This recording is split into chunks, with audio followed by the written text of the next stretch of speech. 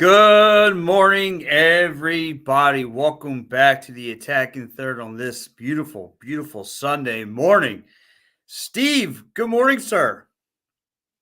What is going on? Good, happy Sunday victory Sunday morning for the Union 2.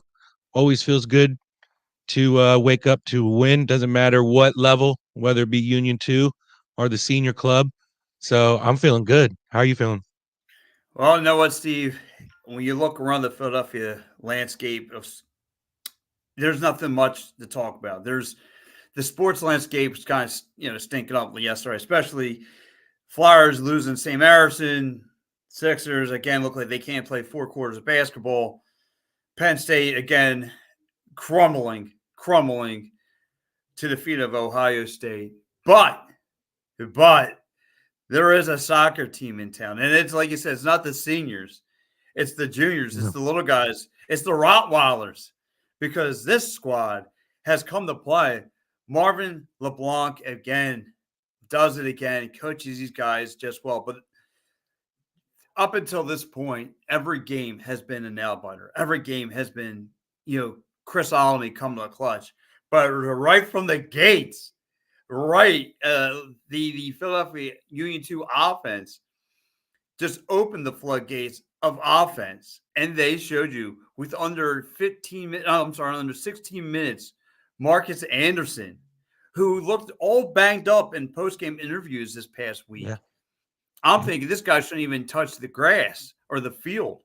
This guy shows you banged up or not, I'm going to be a playmaker, and puts up not one, but a pair of goals.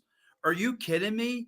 And Chris Olney not putting up any goals this time, but just using his vision and finding guys like Marcus Anderson wide open. This team came to rock and roll, and I would hate to be a fly on that flight home on that Columbus Crew 2, airplane back. I mean, that whole system looks like they're out of fuel. I mean, if you watched last week, their seniors look like they're out of the gas against the Red Bulls. Now their junior squad look like they didn't even show up at all yesterday. It looks like they just came through Philadelphia to just get a cheesesteak and roll out because they were not on the field mentally. Steve, so take it away. You were in the press box last night. What did you see? Speaking of cheesecake, they had our cheesesteak. They had that in the press box last night. They had cheesesteak and wings, so it was pretty nice. Oh, you can't beat it. No, you can't beat it. So, kind of like what you said, it took a little bit. It felt like for the first 10 minutes, both clubs were feeling each other out, really trying to see how they scouted each other. And I will say the Union 2, the second that ball got across midfield, Mariano, Olney, Magana, they all were right up on the Crew 2. And it was very interesting to see, and not to get off topic, but I mean, where they attack on the defensive end in the middle of the field compared to where the Union do. The Mm-hmm. senior club, how deep into the attacking third that the senior club really let other clubs this season just get up in there, because how many of their goals came from outside the box from the senior club this year? Are their goals given up? So that was nice to see from the Union 2. And what he's done with that club defensively, the mindset, how you could see where the mindset of on the counter attack, turn it into offense, it translates from the senior club to the Union 2 so much. The Union 2 are just right now, they have so many dynamic players. Cavan had an amazing goal from about 22 yards out, that it really got the crowd. There was almost 5,000 people in attendance from sections 101 to 113 completely packed. So the Bridge Brigade, shout out to them. The supporter section for the Union 2, they killed it last night. They had the crowd rolling. Anderson had the brace, and then the captain, Frankie Westfield, leading by example. I mean, he was everywhere. Marlon said it after the game. He was up there with Marlon after the game. It was a perfect game. It was the most perfect game you could play at the for the level and the importance of what they were playing for. So now they get an opportunity. Unfortunately, it won't be at Subaru Park. They're going to head down to North Texas and take on, because they beat St. Louis 3-0. So it's going to be a good matchup. But I'm happy for them. I hope they're able to celebrate with, what would they be able to celebrate with? Some Welch's, Welch's grape juice. Yeah, it's exactly a lot of guys. It's funny because how spoiled we've been with Red October. We usually see players popping champagne, but when you have a bunch of guys under 18, I don't know if you can even pop cranberry juice at this point. But I think it's a bunch of high C's. So, but no, you said it best. The offense came to play again. A pair of goals from Marcus Anderson. You had that one from Sullivan, was about 20 yards out. You had, Frank Littlefield just out there, just doing his Westfield doing his thing. And again, this team just poured on the offense. And like you said, the major difference between Jim Curtin's playbook compared to Marvin LeBlanc's playbook, you see, like, what he does best. He has his guys. They're rupturing everyone's offensive opportunities. There's no, like, he's got this whole team believing in this squad. And Bernard, that AM guy, would shut up. I worry about that, Steve. Playing in the perfect game against Columbus is great, but this Texas is no joke. They got a guy from Venezuela's Academy playing for them, absolutely stud. Yeah, listen, they do got studs out there too, Jose. But I'm not going to take away what the Union have. And again, just the way that Marvin LeBlanc has his defense up, just rupturing, scoring opportunities, getting guys frustrated, all those things. And if this offense can continue playing like they've been playing, just with their head on a swivel, buying into the Marvin LeBlanc system, and like what Marvin LeBlanc said to me last week is that he has so many. Trust me, he has playbook A through Z ready. All right. Well, he has all the right adjustments, everything he's done right. I mean, so he's done. I'm not saying anything from Jim Curran, but Marvin LeBlanc does film study. He does come up with creative different plays and all that stuff where guys are fitting in, right? Like, again, where was Marcus Anderson yesterday? Down low, ready for rebounds. You saw his second goal. He got the rebound, found the back of the net. Where was he for the the Chris Olney pass? He was deep around that. He was the opposing goaltending net. So he does his job. And plus, let's give credit where credit's due. Andre Rick again showing up at home. This whole team shows up at home. I mean, and this team, this actually might be even better for the Union too, because they're going to bond on the road. What it's going to be like if they can finally win a championship for Philadelphia.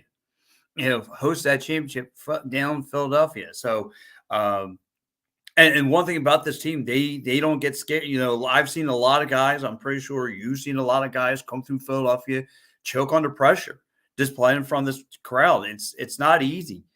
And guys like Chris Olney, in that defense, and they're not intimidated by the Philadelphia crowd. They encourage it. They want to hear the boo birds if they're not playing well. They want to play, up to their level. And guys, it's remarkable how this team is bought into this Marvin LeBlanc system. I 100% agree. And it was funny because last night Marlon said they were just a lot of luck was involved with. They were just on the right side of good luck that night, last night. You look at, I forget whose shot it was that went off the post. I think it might have been Torres's. And then, of course, Marcus Anderson. I mean, it went right to him. No one around. He had enough time if he wanted to just sit there and gather his thoughts for a second and like, all right, like, what do I want? And that was his goal for the brace.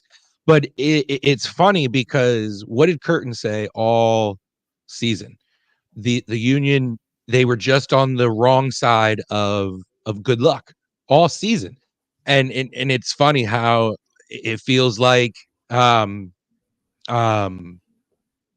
the Union too, for on this run, they've fallen into a lot of luck. And you brought up Andrew Rick. um he did so good that the Crew 2 didn't even get a shot on goal. They got a shot on the night, but they didn't even get a shot on goal. And to what Jose's saying, yeah, what he does is motivate, and he instills that confidence, and he allows the egos of these young guys just enough where he can reel them back in and like, okay, hey, you haven't done nothing yet, but he's so good at doing that. Vasquez, okay, yeah, no, it was an incredible kick, and it's a shame that goal didn't go in for him and that it went off the post. But it to go back to that luck that that Marlon said, and to kind of go back on what Jose was saying, is that's what he worries about they played the perfect game against Columbus, I believe a 7 seed, and now you're going to really need to duplicate that performance against Texas, and they have studs over there too, like what Jose is saying. But I think it's going to be it's exactly what you want for your MLS Next Pro finals. It's the matchup that you want, and congrats to them. They were celebrating. It was hilarious. Listening to them celebrate. It was kind of like listening to one of my daughters like parties and stuff like that, and the music she listens to. I was like, this is funny. We were all laughing in the in the room. Yeah, and you know what? Like, I'm not a bet. No, I'm not. My man Jose said no. I'm no betting man, but I will willingly bet $100 that Milner is gone after this year. Too good to be on the MLS Pro side. Yeah, and you know what, man? It's weird that Jose just read my mind. And it's kind of weird how like that just happened, because while you're talking about Marlon, and I'm pretty sure you saw it last night. He doesn't sit down much. He's standing on the sidelines, calling things. You can see sometimes the steam rolling through his ears, coming out of his ears rather. I mean, he's really a decent coach, and I'm with Jose here. Like, I could see one of these bottom feeder MLS teams or somewhere around the world even, picking him up for next year and him being gone. And that's going to be a topic of discussion, because he is really, really phenomenal what he's done. And again, what does Philadelphia like defense? And he is a solid defensive mind, and you see it. You just his playbook alone, just way he's got guys shutting down plays and all that stuff. Again, neutralizing Nate Narrow, Pierre's Nate Narrow. I can't even get his name out. Mr. Pierre's size and strength, 6'7", a total monster. Just you got guys like him. You got guys that defensive is just a solid wall. I mean, I think the Flyers better take a page out of their playbook right now, because they can use it. I mean, it's just the Philadelphia Union is just looking solid, and like just Jose said, this guy might be gone next year, and I wouldn't be surprised if he is. Like I said, I could see someone really, really investing, maybe a Toronto or somebody who's ready to get rid of their head coach and really ready to think Marlon's ready to take that position. So Yeah, what's your I think take on it? win or lose, I think, Yeah, you know, what it's more than just what reflects on the field, on the pitch of play. And it's about, like what Jose said, it's about motivating. At the end of the day, you're dealing with young adults, young men at that, who know, especially egos like who Cavan's a good kid, but you can't tell me that he's all over the malls in what is it, Aeropostale, and on the yesterday on college game day, he was on a poster that said Cavan Sullivan for Heisman. And right. so to be able to have what it takes to continue the drive, that hey, we still have a goal. And every single one of those guys yesterday, CJ said it, Eddie said it, Frankie said it, they're all playing for each other. What this group of guys, their camaraderie, their chemistry, everything about it, they all said the same comments. To win it with this group has been, to be able to have the chance, one, to win the Eastern Conference Final, but then to have to go on and have a chance to win the finals with a group like this. It's what they kept saying. And so you can tell that it starts at the top, and that's from Marlon's leadership. And absolutely. And I meant to say Neil Pierre. So, I mean, those guys are absolutely great. Assistant coach in the MLS, who says no? You're right. Right. Again, he's going to land somewhere. I'm with you, Jose. He's going to land somewhere. Like I said, a bottom feeder who's on their way to getting rid of a head coach. Maybe Montreal, maybe takes a look at him. Toronto, Portland. Somebody who wants to move on and want to give him a shot, because he's too good. He is too good, and for him to get a bunch of young pups to buy into his system, the way they play defense, the way they play offense. And like I said, usually the last couple of games I've watched out there, it's usually they take a lot of shots, but they, like I said, disruption, a lot of shots. And then when they wear out their offenses, they, or the opposing defenses, they find, the back of the net again. To me, your MVP in the postseason so far has to be Chris Olney, because the way he's came up clutch against Atlanta, the one he came up clutch against NYCFC too, the way he came up, with his vision on the field yesterday. I mean, this kid has just been money all across. Like I said, he's a Rottweiler.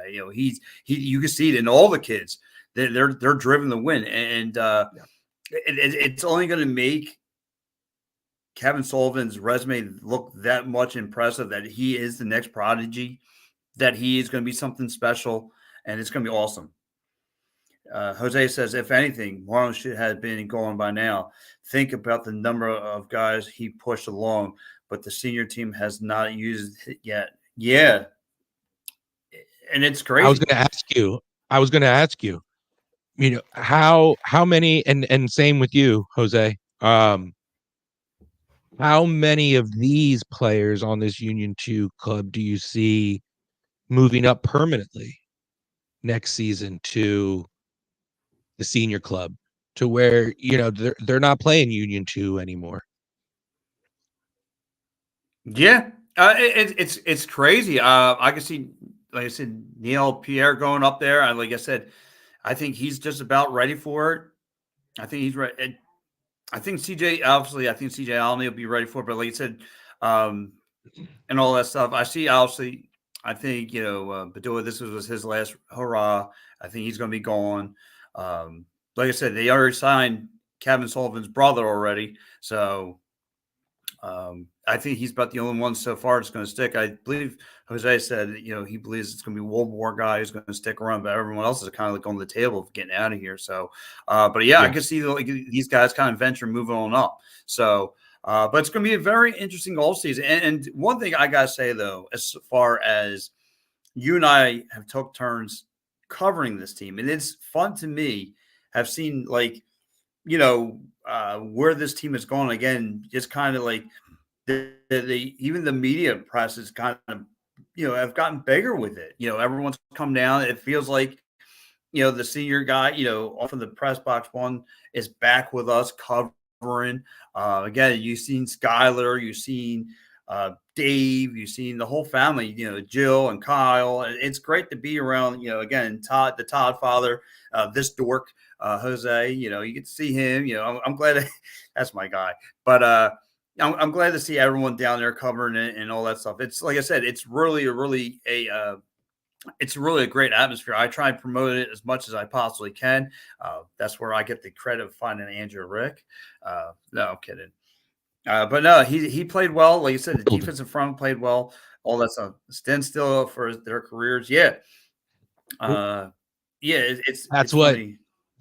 That's what bothers me about is now Bueno going to move up full time, and now where he was sitting back, is it now Frankie's time to go up there and play the Bueno role? Or is it, Vasquez's time or CJ's time to go up there and play the next Bueno or the next he's a Pereira or Torres, role where they just sit there and, like what Jose said, stand still for their careers. When you, not to go off topic too much about the senior team, but how many times did Bueno show out in every aspect of the game, not just on the defensive side, but on the offensive side, and have goals and contribute in that way?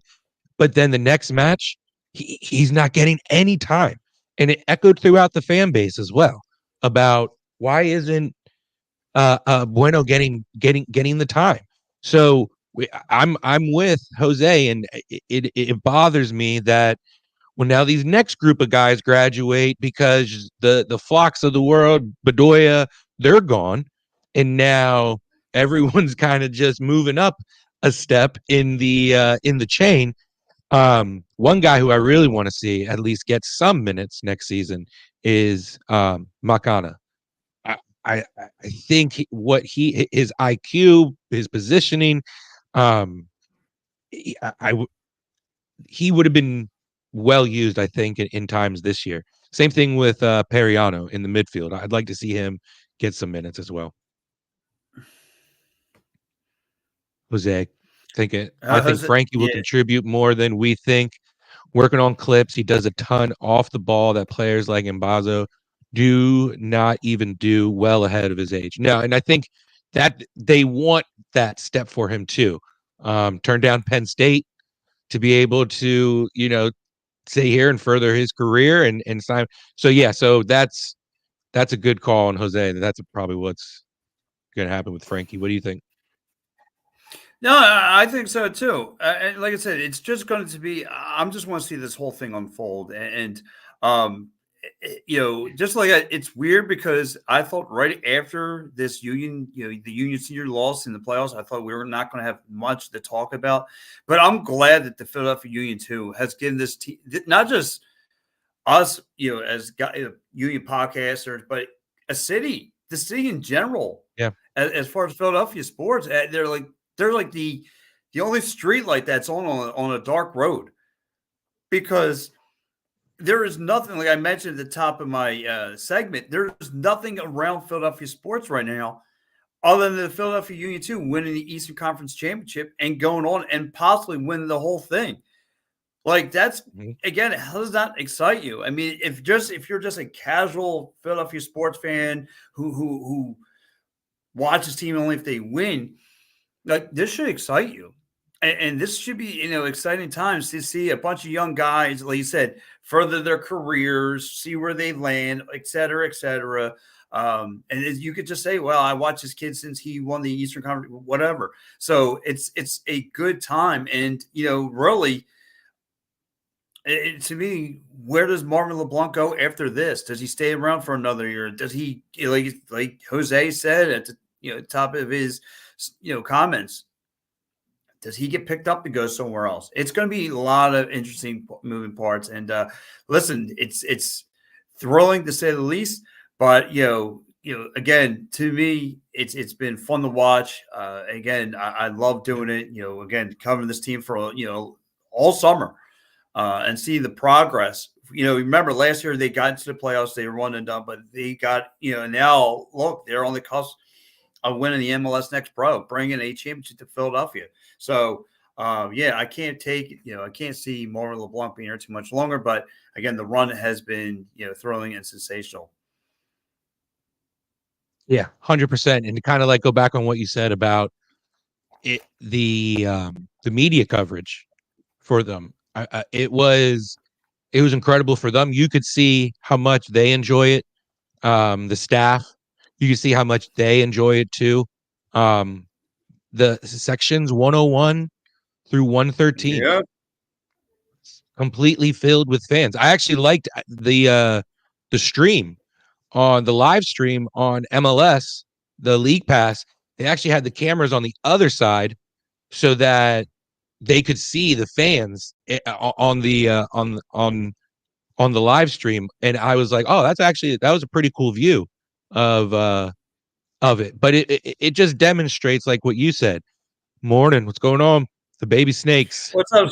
Yes, the baby snakes. Now more like gardener snakes are out here, but they're eating. Right? Yep. Yeah, I mean, could you imagine what that parade boat's going to look like? Oh man, it would be what? Probably like razor scooters? Where do you go? I mean, do you go to a bounce you? I mean, where do you go to celebrate? You go down to what is it called? Applebee's? Oh dang, I can't think. No, you go down to Dave and Buster's.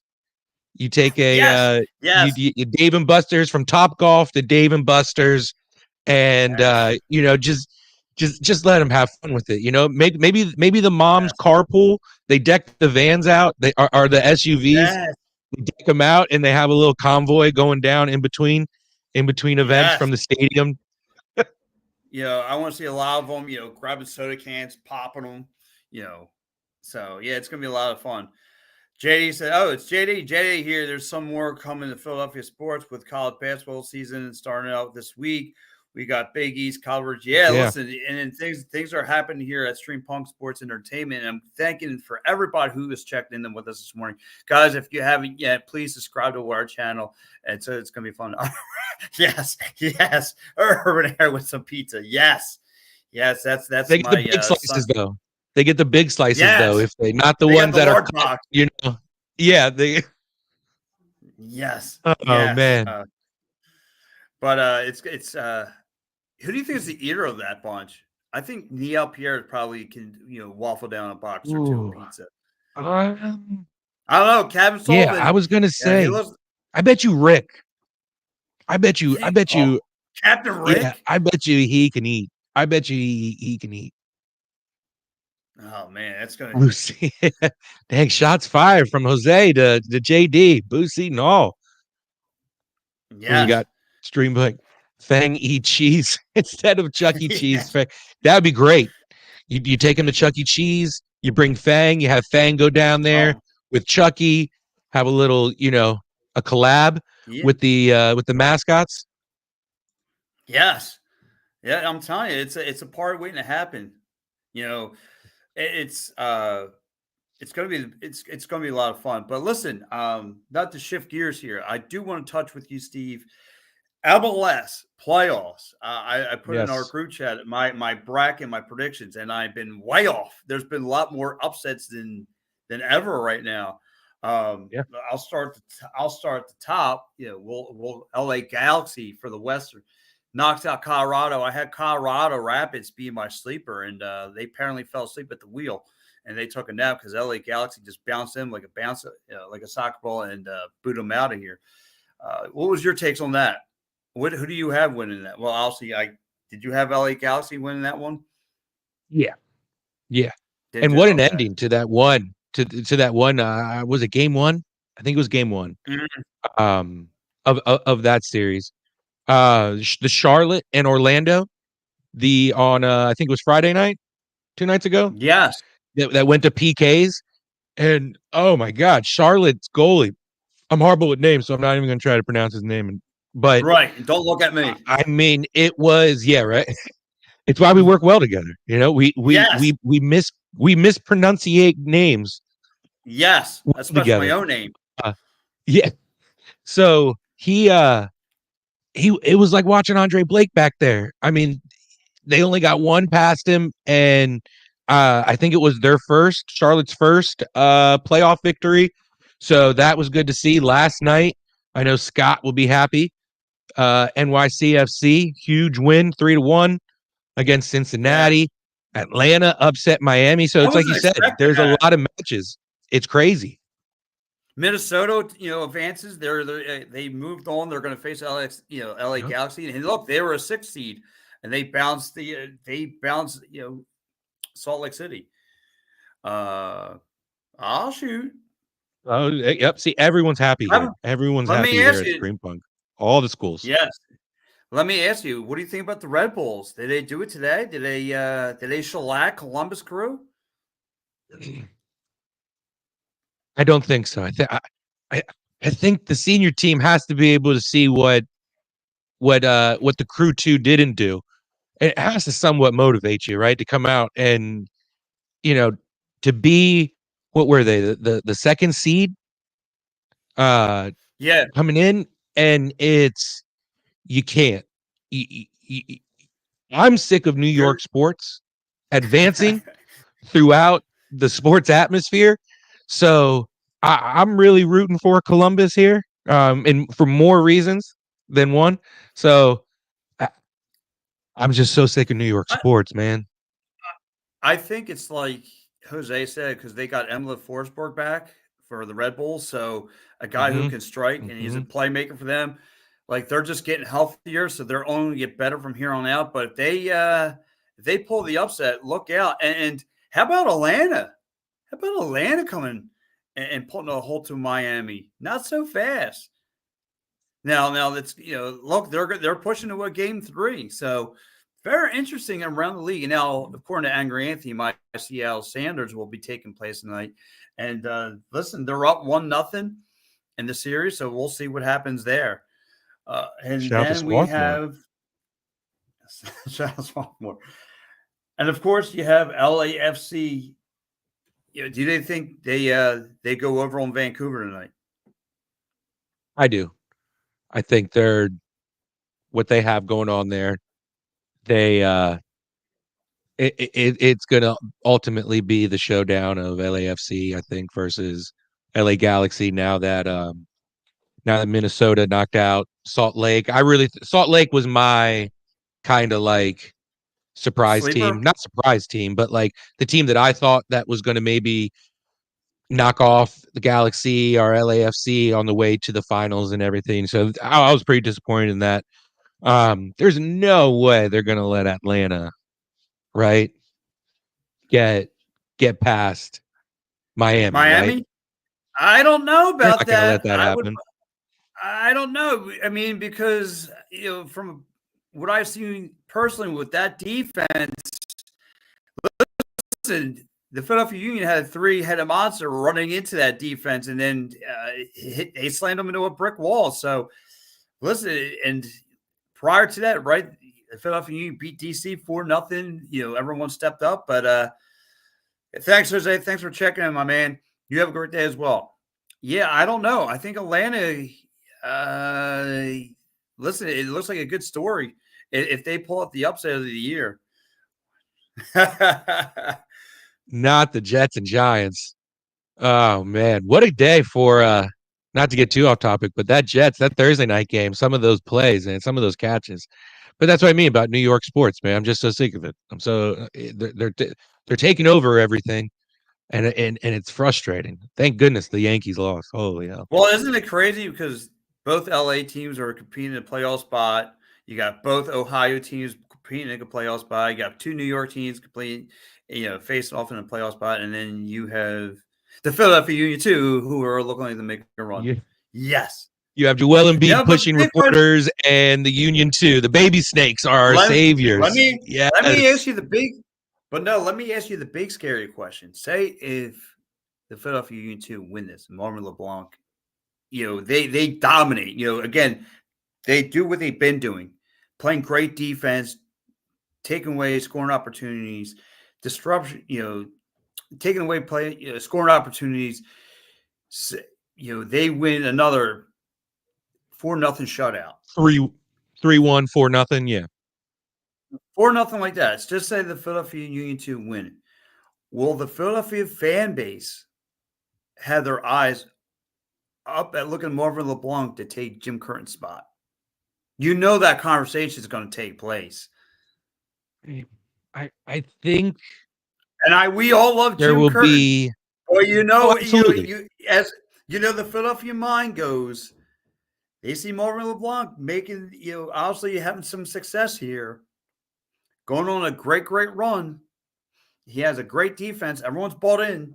They're taking away scoring opportunities from the opposition. They're going to look at Marvin LeBlanc to take over for Uncle Jimmy. And I know, why let him go to someone else? And I know why Uncle let him go to someone else? Right. And we know Uncle Jimmy's got the contract extension and he's going to be here for quite some time. But I'm telling you, it's going to start raising eyebrows. Like, that Marvin should be sitting in Uncle Jimmy's chair. Especially when you balance, you pro and con seasons.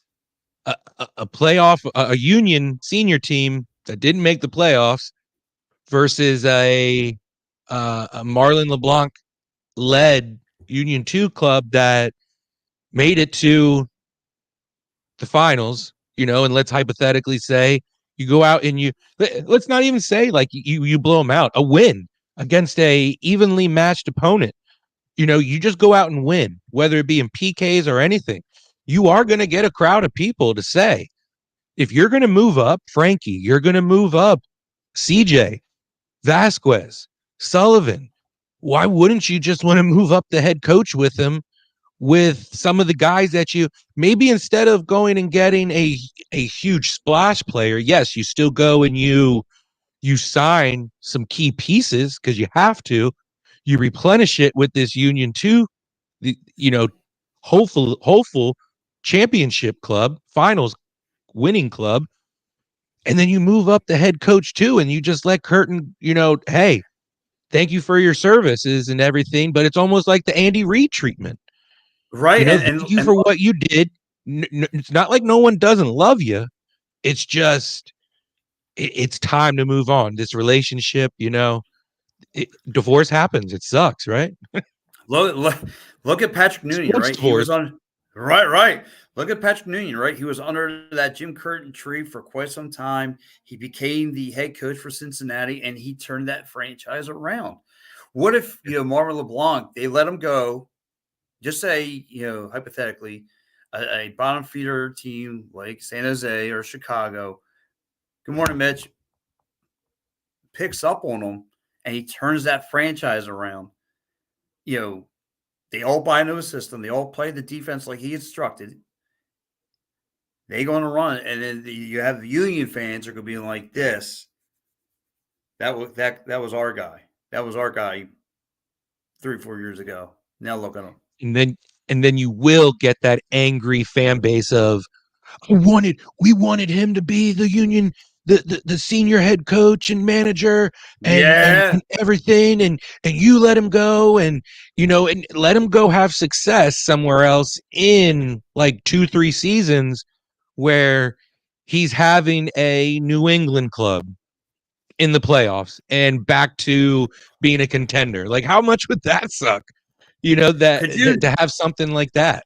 Ugh. Could you imagine Marvin LeBlanc having a parade go through Boston, knowing that was a piece from here, like him having another parade, adding more championship parades to that city, and him it'd be like watching a one of the ultimate good guys in a movie turn evil and go up to that town and add more championships. It'd be like watching Anakin Skywalker turn into Darth Vader. Yes, turn into Darth Vader right away. These conversations about Jim versus Marn are 1 year too soon. Marn should have moved out to be on that first team assistant. Yeah, hey, listen. You know what? We got to get ahead of it now. I'm sick of waiting. I'm sick of waiting. We wait around too long to let things happen. Someone is thinking this who is getting paid way more money than we are, who is it already has this mastermind planned, and it's like, you know what? They're going to be a year. I know how the union work. They're going to be a year. They're going to let this play out for a season. Let's go get him now.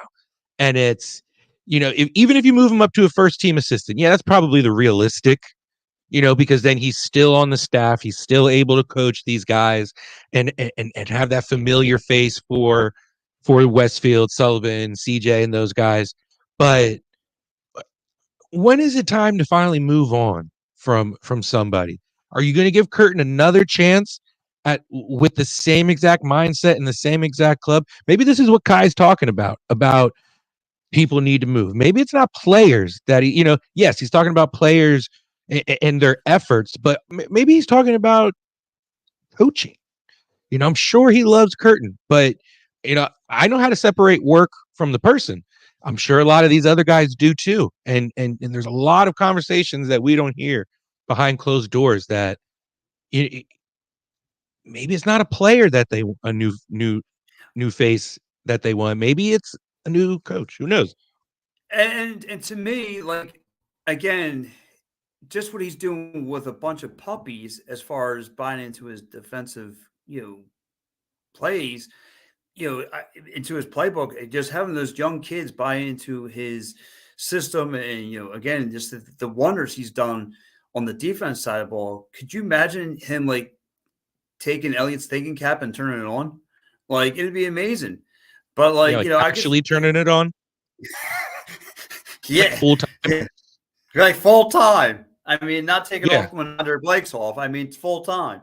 So I mean, and again, like I said, it's a conversation that happen. Like JD said, probably a year from now, or it's too soon. But listen, that's one thing that the Attack and Third show here, we're one step ahead of the curtain. Oh, look who it is, Michael R. What's up, buddy? But yeah, like I said, I could see this Philadelphia Union team having that conversation, at some point, maybe sometime during next summer. And if, again, unfortunately, if it pans out like it did this summer, where, again, half the team's out here, blah, blah, whatever the case may be, if this Union senior team is dwelling at the bottom of the fishbowl and the Union 2 are on another great run, a lot of people are going to have that conversation. Like, yeah, it should be Marvin LeBlanc sitting in that chair. And again, people bought into his system. The team, again, the defense takes away scoring opportunities, all that stuff. He's just doing that with puppies. If he could do that with seniors and make a real run, and like I said, before he gets casted out and someone gives him a blank check and just says, how many zeros do you want next to your name? Yeah, the Philadelphia Union might want to have that conversation sooner rather than later. But listen, we're going to get We'll ready. Be sitting there like that Wolverine meme when he's sitting on the bed with the picture frame and everything. It'll be us looking at with a picture of Marlon LeBlanc somewhere else while we're sitting doing the Wolverine meme. Yes. And back to JD. I don't think we're a year too soon. I think we're only a week too soon. Let's go see what happens in the final, in the MLS Cup or the MLS Next Pro finals, and then you can really dive into this conversation. Enjoy this win. Don't want to take away anything from what they did. Like you said, perfect. They played perfect, and I don't want to put a damper on it by saying maybe they, like what Jose said as well, maybe they played the perfect game too soon. But Eastern Conference final champs, they're playing for something. Special group of guys. And I'm looking, this made me a little bit more excited about next season with the players that are going to come up and move up. They know their roles, and they also they are able to take that next step. They're coachable, they're talented, they're studs. So I'm excited to see what they do next week, and then moving forward. It'll be an exciting offseason for us. Yeah, it definitely will. Also, that trophy is just a medal. I found out, JD. Nico told us this last night. The Eastern Conference trophy points to the east. The Western Conference trophy arrow points to the west. So Oh, check that out. yeah, I was like, oh, that it does kind of. Someone I saw said this on the throughout Union Twitter yesterday. It does kind of look like the Target arrow for their brand of Yes. of stuff. So, but no, it was great, man. So, what do you got? What do you got going on for us today? Well, listen, of course, I got another show, that's going on, but nothing much, man. It's going to be exciting to see what this team does next week. Of course, we're going to break it all down the following week and see if the Philadelphia Union team can bring back a trophy to Philadelphia, the big one. So, guys, stay tuned, and of course, listen to me and Steve. We'll see if we're right on all of our picks. We're wrong, of course. So far, I had to draw a big giant X going through my bracket because I screwed up, and because I'm like over 12 already on my bracket. So I'm pretty much You took just this getting ready paper, for ripped March it up. Madness. Yes. Yeah. So, but anyway, again, guys, we'll be back next week. Guys, stay tuned and more because Pat Bernard Show is up next right here on the StreamPunk Entertainment Network. Guys, stay tuned. We'll catch you later.